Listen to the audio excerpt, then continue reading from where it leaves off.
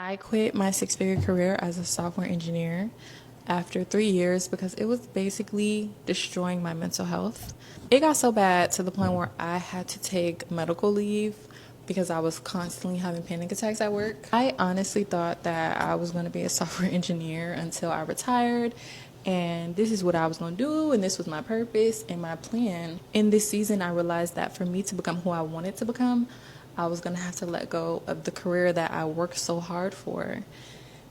And that was a hard realization for me. Me finally making the decision to start over has completely changed my life. In 3 months, I went from being chronically depressed to now my mental health is doing the best that it has ever been. Today is my first day in my new career.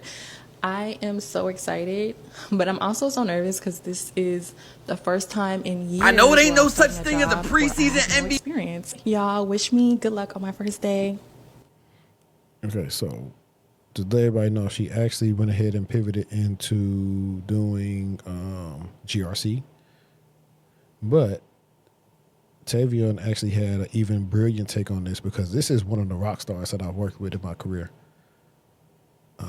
So let me download his real quick because I never knew he was going through this. And so I'm the type of person, if I know you're going through something like this, I'll be the first one to tell you, bro, you're a genius. They hating. Like, I don't even know, just telling you what you want to hear type stuff.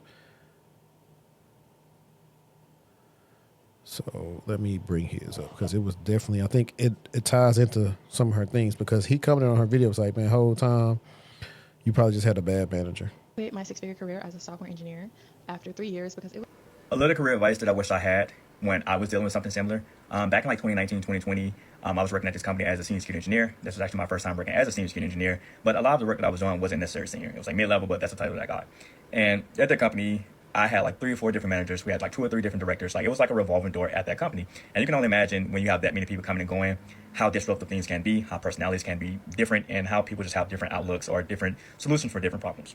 Well, the manager I ended up with was probably the worst manager I've ever had in my life. Like I've never in my life had imposter syndrome the way how my interactions with him made me feel. Like it got to the point where I actually left the cybersecurity industry, left the tech industry about 7 to 8 months. I was kind of doing stuff on my own. I was kind of working my business, I was doing all those type of things because it had me thinking that, damn, I'm really not good enough in this career or in this field. And I'm not going to try to play the race card or anything like that, but I was the youngest person on that team with the highest title, and I was the only black person on that team. Again, not going to play that card, but just want to give you all the facts. And so it had got to the point where I just kind of rage quit. I was like, you know what, hey guys, put my 2 weeks notice. Actually, it wasn't a 2 weeks notice in. I was like, hey, I quit. This is my last day. Boom, boom, I left. A few months down the road, 8 months down, I joined another company, and it was the best experience I've had in my life. I learned so much. I was able to kind of shop my ideas around. It was just a way better experience. And look, 5 years down the road, I'm now a staff level engineer. I create strategic initiative across the entire InfoSec organizations. I just have so much more autonomy over what I'm able to do now. And it was all because I was able to leave that company and get under a manager that actually cares. So 9 out of 10, if you are dealing with mental health within a certain company or things like that, more than likely it's your manager. So find your manager, find your company that you can feel relaxed at, and you'll have the best experience ever. Yeah, that was his thing. And I'm telling you, he's one of the ones. He's up there with a Dayspring. He's one of the ones. So like, and I heard that, and I actually said this to Bryson. I was like, that's a problem. Like he's like that. Like he immediately left. Like me and him worked together at 2 companies. I met him at McAfee when he was an intern, and he worked with me at Opta for a little bit. And then he left Opta with the booze, started consulting, then he started doing some other stuff. Like he's worked for some big name companies. And so when he was saying that, I was like, yeah, I would have like, man, he tripping. Or I would have said what's going on. Because like, if y'all don't leave this episode with nothing else, this is one, what's my girl name? Her name is Natalie. I cannot think of her last name, but she's in HR, but her name is Natalie. And we did an episode where we was talking about HR. And she was saying the best advice she got in her career was do not tell anybody your problems that can't solve them. So if you going through stuff like this, don't tell these issues to nobody that can't solve them. I tell Marquise this all the time. Like we literally was talking about this, like stuff. I was like, remember? And then he hit me with some good news. Like I remember what you told me, and it worked out. So sometimes your direct manager is probably a hater. No, facts. If you putting in some good work. A hater or scared or walking on eggshells themselves or dislike themselves or don't got a good rep or representation themselves, I'm with them there. Yeah. So sometimes you just have to go with your move and leave. leave, or if they don't. I'm an advocate for leaving, especially because of bad management, because they are going to dictate your career progression and growth for the most part.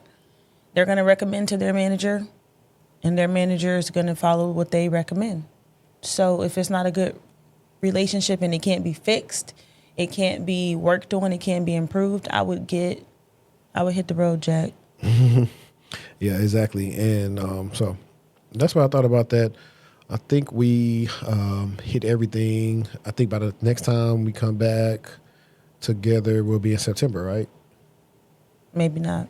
I think so, because I know you got some travel plans. Maybe not. Okay. Let me do that to that. But I don't know. It's been out the mud, but in all seriousness, though, guys, thank you for tuning in and helping us out. Like I said, I've been on Threads. We got a video that hit 1,000. I think it hit 1.1 or 1.2 on the new channel. So keep supporting. Thanks for everything. Thanks for rocking with us. And, hopefully we can get to see some of y'all in person one day. But until next time, we out. Peace.